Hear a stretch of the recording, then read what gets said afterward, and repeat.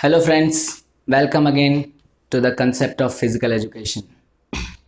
अभी हमें पढ़ना है स्पोर्ट्स एंड न्यूट्रिशन का एक और पार्ट। इससे पहले मैं आपको सारे बैलेंस डाइट के कंपोनेंट्स यानी कि प्रोटीन, कार्बोहाइड्रेट, विटामिन्स वगैरह पढ़ा चुका हूँ।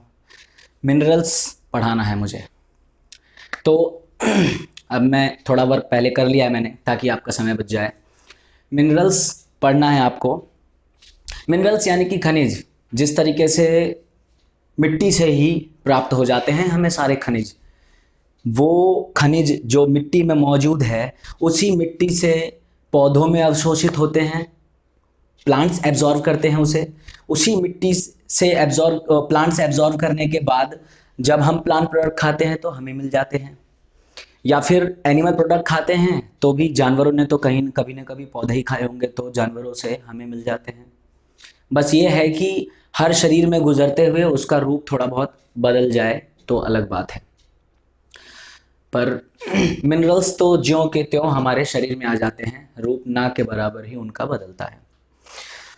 तो मिनरल्स हमें फल, सब्जी और जितने भी प्लांट प्रोडक्ट्स मिलते हैं हमें, या फिर मीट, दूध जो एनिमल प्रोडक्ट है, उन सभी से प्राप्त हो जाता है।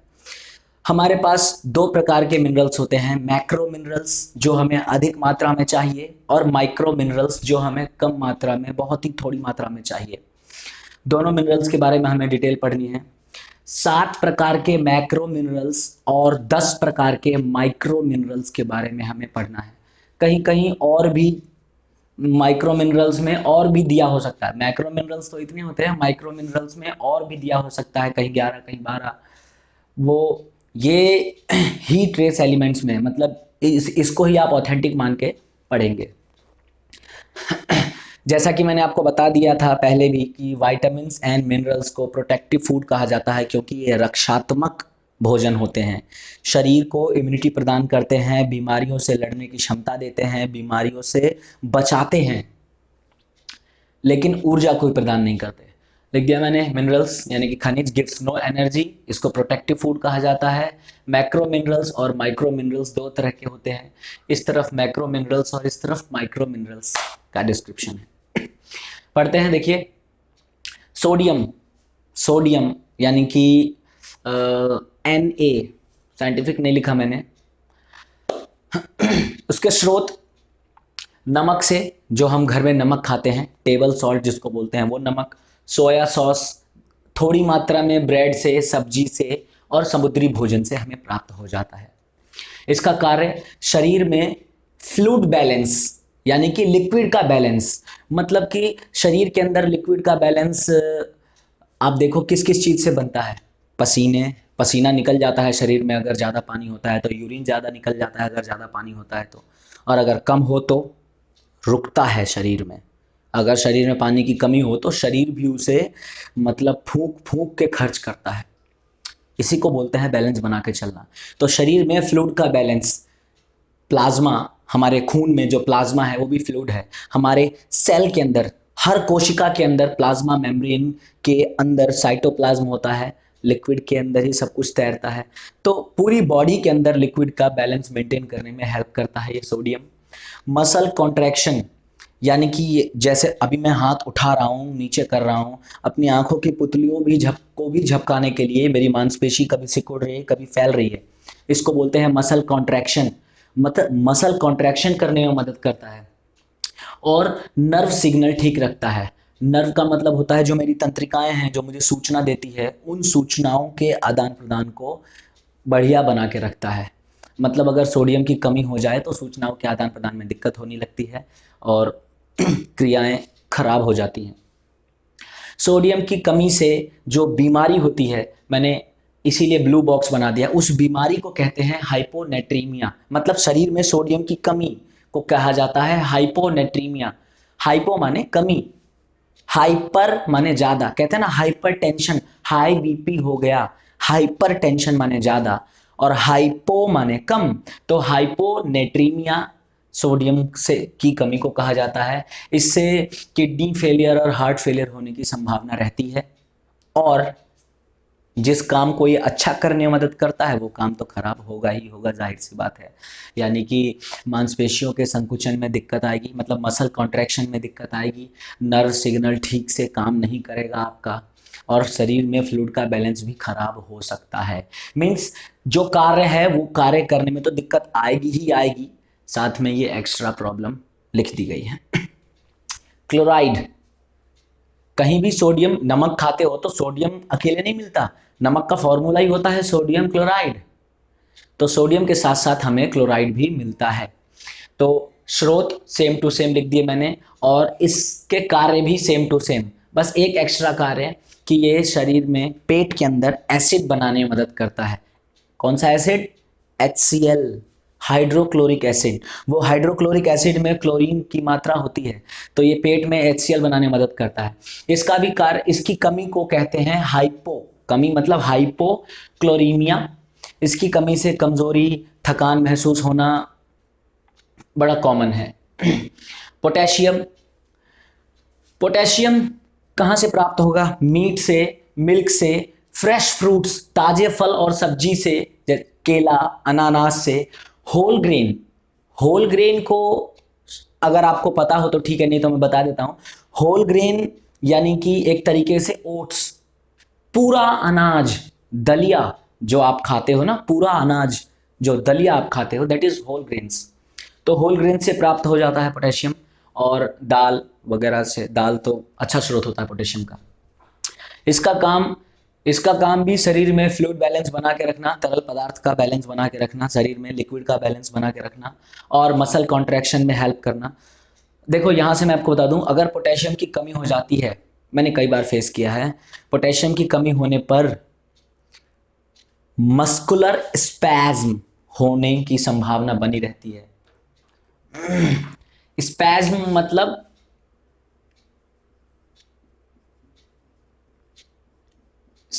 मतलब ऐंठन, या हम बोल सकते हैं क्रैम्प्स, मस्कुलर क्रैम्प्स, ऐंठन। कई बार बैठे बैठे देखा होगा, उंगली पे उंगली चढ़ जाती है, आपको लगता है अरे मेरी मांसपेशी चढ़ गई, फिर खड़े होकर उसे ठीक करते, दैट इज क्रैम्प्स।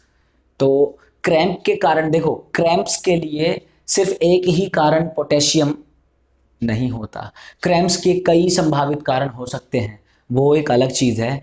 पर हाँ, पोटेशियम की कमी से भी क्रैम्प्स होते हैं, ये याद रखना है आपको। और इसकी कमी को कहते हैं हाइपोकैलीमिया। इसकी कमी से भी थकान, कमजोरी और इरेगुलर हार्ट बीट, मतलब हृदय की गति कभी तेज तो कभी कम, नॉर्मल नहीं रहती, हमेशा एक समान नहीं रहती, कभी तेज हो जाएगी कभी कम हो जाएगी, इरेगुलर हार्ट बीट हो जाती है इसकी कमी से। कैल्शियम इंपॉर्टेंट, सारा ही वेरी वेरी इंपॉर्टेंट है। कैल्शियम दूध से, दूध के प्रोडक्ट से, हड्डी वाली मछली से, टोफू और सोया मिल्क। टोफू और सोया मिल्क का मतलब होता है सोयाबीन को प्रोसेस करते हैं, मतलब सोयाबीन को फर्मेंटेशन करके उसे सड़ा के उसका एक दूसरा रूप बनता है टोफू। चाप जिसे आप बोलते हो, चाप, सोया चाप, दैट इज टोफू। और सोया मिल्क, सोयाबीन का दूध। तो और हरी ब्रोकली और सरसों, ब्रोकली बताया था मैंने, ब्रोकली मतलब वो गोभी का ही एक रूप होता है, फूल गोभी का एक रूप होता है। सरसों और अंडे से हमें कैल्शियम प्राप्त होता है। कार्य इसका मजबूत हड्डी, मजबूत दांत को रखना, ब्लड क्लॉटिंग में हेल्प करना। अभी विटामिन पढ़ाते समय पढ़ाया था मैंने आपको, विटामिन के साथ, अगर याद हो तो, नहीं तो पिछली वीडियो को जाके देखिए ध्यान से। कैल्शियम विटामिन के साथ मिलकर ब्लड क्लॉटिंग में मदद करता है, ब्लड प्रेशर को नियंत्रित करने में मदद करता है, क्योंकि ये हार्मोन्स को प्रभावित करते हैं ना, थायराइड हार्मोन को प्रभावित करते हैं, तो ब्लड प्रेशर को कंट्रोल करने में मदद करता है। मस्कुलर कॉन्ट्रैक्शन में मदद करता है, अगर मैं हाथ उठा रहा हूं तो हाथ उठाने के लिए मेरे मांसपेशी को, मेरे मसल्स को सिकोड़ने में सबसे महत्वपूर्ण रोल होता है कैल्शियम का। उसका भी है, सोडियम का भी है, क्लोरीन का भी है, पोटेशियम का भी है, कैल्शियम का इन सबसे ज्यादा महत्वपूर्ण रोल है। और इम्यून सिस्टम को अच्छा रखने में मदद करता है। इसकी कमी को कहते हैं हाइपोकैल्सीमिया। ये नाम जो साथ में बोलता हूं तो आप साथ में ध्यान रखिए, हाइपोकैल्सीमिया। इसकी कमी से ऑस्टियोप्रोसिस यानी कि हड्डियों का कमज़ोर हो जाना, हड्डियों का कमज़ोर हो जाना, आसानी से टूट जाने वाली हड्डियां बन जाती हैं। थकान, कमज़ोरी और हड्डी संबंधित और भी कई बीमारियां होती हैं। ऑस्टियो, जैसे एक ऑस्टियोप्रोसिस है कॉमन, ऐसे ही ऑस्टियो आर्थराइटिस होता है, जोड़ घिसने लगते हैं, वो भी कैल्शियम की कमी की वजह से हो सकता है। फिर है फास्फोरस, इसका source meat, fish, egg, milk और सोडा, इन सब से फास्फोरस हमें प्राप्त हो जाता है। इसका भी काम हड्डी को मजबूत रखना, दांत को मजबूत रखना, अच्छा रखना और शरीर में एसिड और बेस का संतुलन बना के रखना। यानी कि आप जो भी खाते हो उसमें किसी चीज़ में एसिड की मात्रा होती है, किसी चीज़ में बेस की मात्रा होती है। जैसे नींबू में एसिड है, मिर्च में बेस है, तो एसिड और बेस की मात्रा को नियंत्रित करके रखना इस फास्फोरस का काम है। इसकी कमी को कहते हैं हाइपोफॉस्फेटेमिया, हाइपोफॉस्फेटेमिया। इसकी कमी से रिकेट्स, इसकी कमी से भी, कैल्शियम की कमी से भी रिकेट्स हो सकता है, फास्फोरस की कमी से भी रिकेट्स और हड्डियों से संबंधित रोग होता है। कैल्शियम की कमी से भी हो सकता है। मैग्नीशियम, मैग्नीशियम किस किस से मिलेगा? नट्स, यही है, ये नट्स से मिलता है, यानी कि मूंगफली, बादाम, अखरोट, इन सब से मिलेगा। सीड्स, बीज, जो हम बीज खाते हैं, खीरे का बीज खा लेते हैं हम, और भी कई बीज आपने खाया है कि नहीं पता नहीं। कटहल, पके हुए कटहल का बीज खा लेते हैं। कच्चे कटहल का भी बीज शायद आपने सब्जी में खाया होगा, पर वो फुली डेवलप नहीं होता। पके कटहल का बीज खा लेते हैं। जो भी हम सीड एज ए सब्जी के तौर पर या ऐसे खा लेते हैं, वो पल्सेस यानी कि दाल, हरी सब्जी से, सी फूड से, चॉकलेट से, और खारा पानी, समरसीवल का पानी पियो, खारा पानी होता है, उसमें मैग्नीशियम की मात्रा अधिक होती है। और उसी मैग्नीशियम की वजह से खारे पानी में साबुन जल्दी काम नहीं करता, शरीर वाला साबुन। इसीलिए फिर हम कौन सा साबुन यूज़ करते हैं? कपड़े धोने वाला। अगर आपको खारे पानी में साबुन से काम लेना है तो डेटॉल या लक्स साबुन काम नहीं करेगा, डव काम नहीं करेगा, वहाँ पर आपका रिन सुप्रीम काम करेगा, टाइड काम करेगा। कपड़े वाला साबुन। अब ये भी एक अलग टॉपिक है, साइंस का अलग मैटर है कि क्यों नहीं काम करता, वो छोड़ दो आप। फिर इसका कार्य हड्डियों को मजबूत रखना, शरीर में प्रोटीन के निर्माण में मदद करना, प्रोटीन बनने में मदद करना, मसल कॉन्ट्रैक्शन में मदद करना, और नर्व ट्रांसमिशन में मदद करना। नर्व ट्रांसमिशन, जैसे अभी पहले बताया था, सूचनाओं का आदान प्रदान शरीर में, मैं देख रहा हूँ और देख के समझ पा रहा हूँ और समझ के फिर बोल पा रहा हूँ, ये सारा नर्व ट्रांसमिशन का ही खेल है, इसमें मदद करता है ये।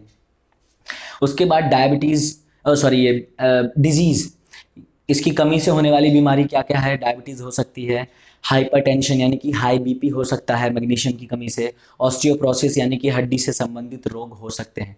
ज़्यादातर भी मिनरल से हड्डी से संबंधित बीमारी आपको देखने को मिल रही है। सल्फर, सल्फर आपको याद हो, विटामिन पढ़ाते समय मैंने आपको बताया था कि प्रोटीन, कुछ प्रोटीन है जिसमें सल्फर की मात्रा होती है। तो यहाँ पर सोर्स देखो, प्याज, प्याज काटने पर आंखों में से आंसू निकल जाते हैं बिकॉज ऑफ सल्फर। वो सल्फर हवा में मिलता है, सल्फर डाइऑक्साइड बनता है, हमारी आंखों में जाता है और उसकी वजह से हमें जलन होती है, पानी निकलता है हमारी आंखों से।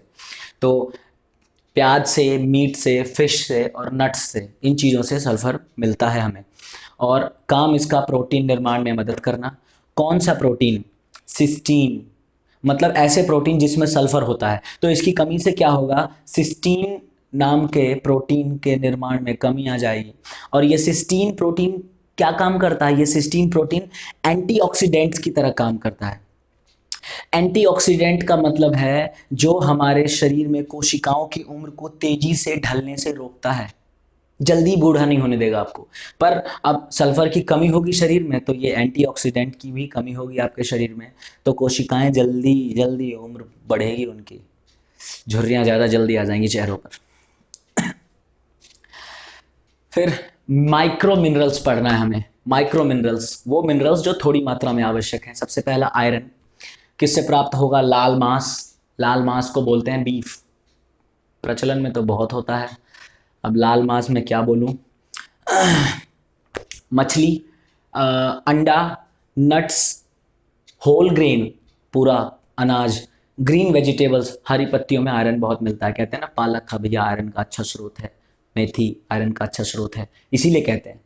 फिर इसके कार्य, ये मेटाबॉलिज्म अच्छा करने में मदद करता है। मेटाबॉलिज्म मतलब अभी पिछले विटामिन वाले वीडियो में बताया था मैंने आपको, फिर बताता हूँ। मेटाबॉलिज्म अच्छा करने का मतलब है कि शरीर द्वारा ऊर्जा खर्च करने की प्रक्रिया को अच्छा कर देता है। आपका शरीर सही मात्रा में ऊर्जा खर्च करता है। किसका मेटाबॉलिज्म अच्छा होता है, किसका मेटाबॉलिज्म हाई होता है? पतले लोगों का हाई होता है, मोटे लोगों का मेटाबॉलिज्म लो होता है।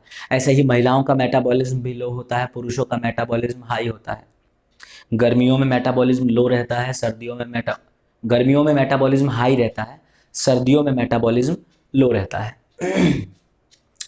इसकी कमी से होने वाली बीमारी क्या है? अनीमिया।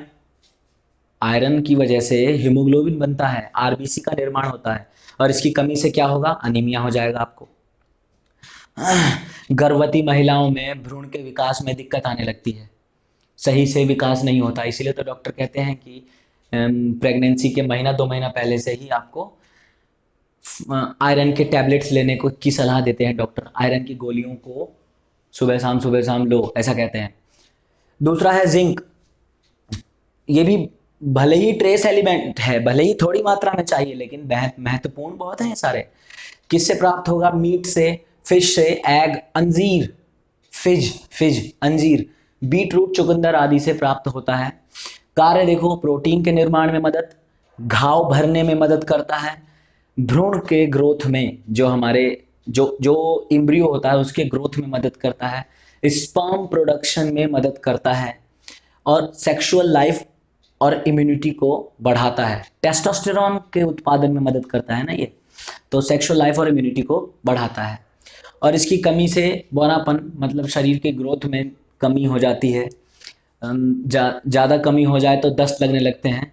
अगर कभी किसी छोटे बच्चे को, जो बिल्कुल 6 महीने 1 साल का बच्चा है, 2 साल का बच्चा है, मतलब छोटा बच्चा अगर है, उसको दस्त वगैरह ज़्यादा लग रहे हैं, तो डॉक्टर आपको जिंक का पाउडर प्रिस्क्राइब सब्सक्राइब खोपड़ी में आ रहा है, जिंक का पाउडर प्रिस्क्राइब कर देगा डॉक्टर, ताकि शरीर से जो दस्त के रूप में पानी निकल गया, जो जिंक निकल गया, उसकी पूर्ति हो सके। वेरी इंपॉर्टेंट होता है, क्योंकि बच्चे की ग्रोथ हो रही होती है उस टाइम पे। तो ज़्यादा इसकी कमी से दस्त लगता है, और दस्त के कारण भी इसकी कमी हो जाती है। बाल झड़ने लगते हैं, स्किन पे रैशेस हो जाएंगे, पूरे दाग हो जाएगा, बैक्टीरियल इन्फेक्शन होने की संभावना भी बढ़ जाती है। आयोडीन, आयोडीन से तो सभी बहुत फैमिलियर होंगे। देखो किससे प्राप्त होता है? सी फूड, समुद्री भोजन से, क्योंकि समंदर में आयोडीन की खान है, समंदर में बहुत आयोडीन है, उसी से तो बन रहा है नमक। तो उसमें मौजूद जो भी जीव है उसमें मिल सकता है हमें, तो समुद्री फूड से मिलता है। डेयरी प्रोडक्ट से, दूध के प्रोडक्ट से आयोडीन मिल जाता है। और आयोडाइज्ड नमक, स्पेशली आयोडाइज्ड नमक भी आते हैं, पहले बचपन में खूब ऐड सुने थे, टाटा आयोडाइज्ड नमक, जिसका दाना दाना एक समान, तो वैसे ही आयोडाइज्ड नमक चाहिए। इसके कार्य, ये मेटाबॉलिज्म अच्छा रखने में मदद करता है। क्यों? क्योंकि ये थायराइड ग्रंथि को नियंत्रित करता है, और थायराइड का काम है मेटाबॉलिज्म अच्छा रखना। पिछली वीडियो में बताया था कि थायराइड क्या करता है? हार्मोन पैदा करता है, वो हार्मोन मेटाबॉलिज्म को कंट्रोल करता है। अगर आपका थायराइड बढ़ जाएगा तो आपका मेटाबॉलिज्म भी बढ़ जाएगा, और जल्दी जल्दी ऊर्जा खर्च करोगे आप, और आप रहोगे दुबले पतले। थायराइड कम हो जाएगा तो मेटाबॉलिज्म भी आपका कम हो जाएगा, आप मोटे हो जाओगे। तो मेटाबॉलिज्म को अच्छा रखता है, कंट्रोल्ड रखता है, ये ग्रोथ और डेवलपमेंट में मदद करता है। इसकी कमी से गॉइटर यानी कि घेगा रोग हो जाता है, घेग, ये बड़ा हो जाएगा, थायराइड ग्रंथि फूल के बड़ी हो जाएगी बहुत। कॉपर, कॉपर थोड़ी मात्रा में, सब ट्रेस एलिमेंट है, थोड़ी मात्रा में चाहिए, अधिक मात्रा होगी तो भी नुकसान है शरीर को। इनकी किसी की भी अधिक मात्रा हो तो नुकसान है, किडनी फेल हो सकती है, लीवर खराब हो सकता है आपका, टेस्टोस्टेरोन सॉरी टेस्टिस ज़्यादा बड़े हो सकते हैं। इनकी सबकी नियमित मात्रा ही चाहिए, इनकी सबकी। अति तो चाहिए ही नहीं, अति का भला न बरसना और अति की भली न सूख, और अति का भला न बोलना और अति की भली न चूक, तो कुछ भी अच्छा नहीं है। अति कम तो खैर नुकसानदेह है ही है। तो कॉपर किससे प्राप्त हो रहा है? दाल से, नट्स, सीड्स, मीट और पीने का पानी। लोग क्या करते थे पहले के लोग भी, अब भी, मैं तो अब भी करता हूँ, घर में भी करते हैं, कॉपर के बर्तन है, कॉपर का मटका है, उसमें रात को पानी छोड़ देते हैं, सुबह जब उसका पानी पीते हैं तो उसमें कॉपर की मात्रा पर्याप्त मात्रा में मिलती है। कहते हैं कि ये कॉन्स्टिपेशन नहीं होने देता, हाथ वगैरह अच्छा रखता है, मेटाबॉलिज्म सही रहता है शरीर का। अधिक मात्रा में नुकसानदेह है सारी चीज़ें। तो देखो इसका कार्य आयरन का मेटाबॉलिज्म करने में मदद करता है, मतलब आयरन को तोड़ने में और आयरन के निर्माण में, दोनों में मदद करता है। तोड़ना भी जरूरी है आयरन का, क्योंकि ये जब हमारे शरीर में आरबीसी मर जाते हैं ना, लाल रक्त कोशिकाएं मर जाती हैं, तो वो टूटती हैं, उसके टूटने के कारण जो प्रोडक्ट पैदा होता है, उसी से रंग मिलता है हमारे यूरिन को और फीसिस को, मल मूत्र को, उसी से रंग मिलता है। तो टूटना भी जरूरी है और निर्माण भी जरूरी है।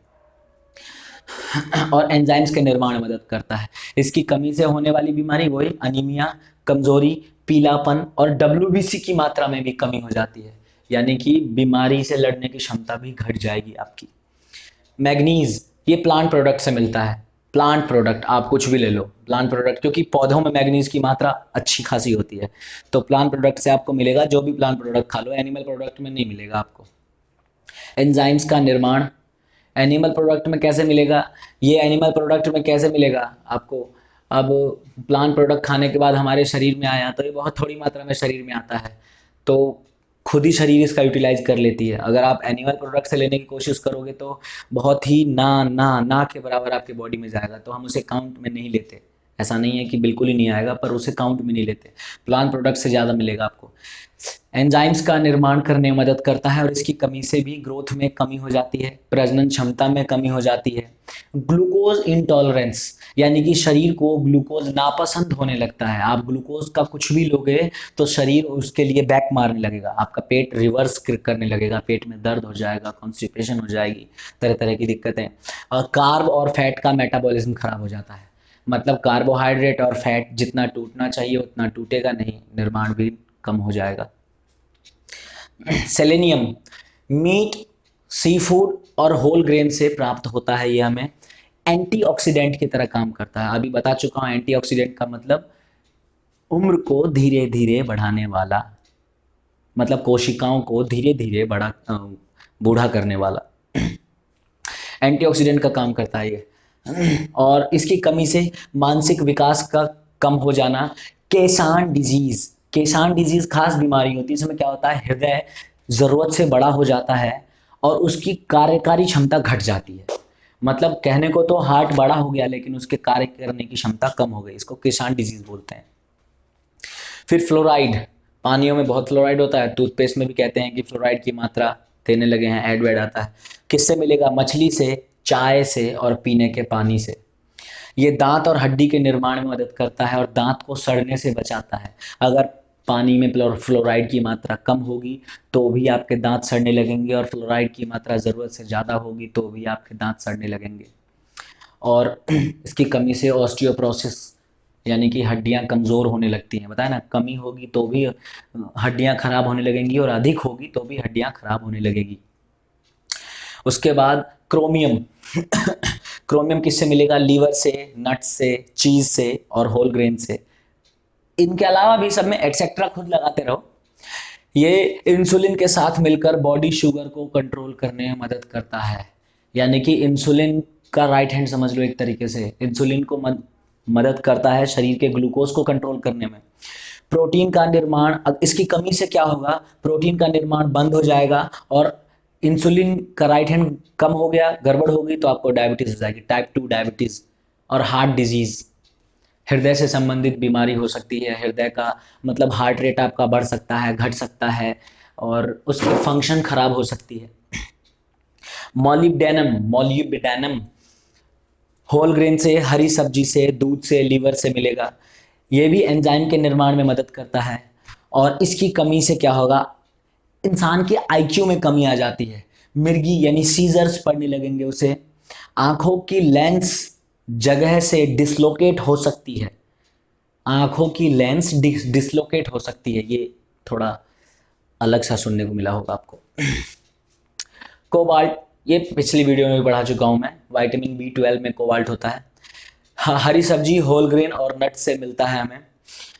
हीमोग्लोबिन यानी कि आरबीसी के निर्माण में मदद करता है, और इसकी कमी से भी अनीमिया, थकान होना, हाथ पैर में झंझनाहट महसूस होना, ये सब हो सकता है। तो उम्मीद करता हूँ कि आपको मिनरल्स का सारा समझ में आ गया होगा, आपको ये पढ़कर याद करना भी आसान होगा। तो जुड़े रहिए मेरे साथ, पढ़ते रहिए, आनंद लेते रहिए। इसका स्क्रीनशॉट ले लीजिए।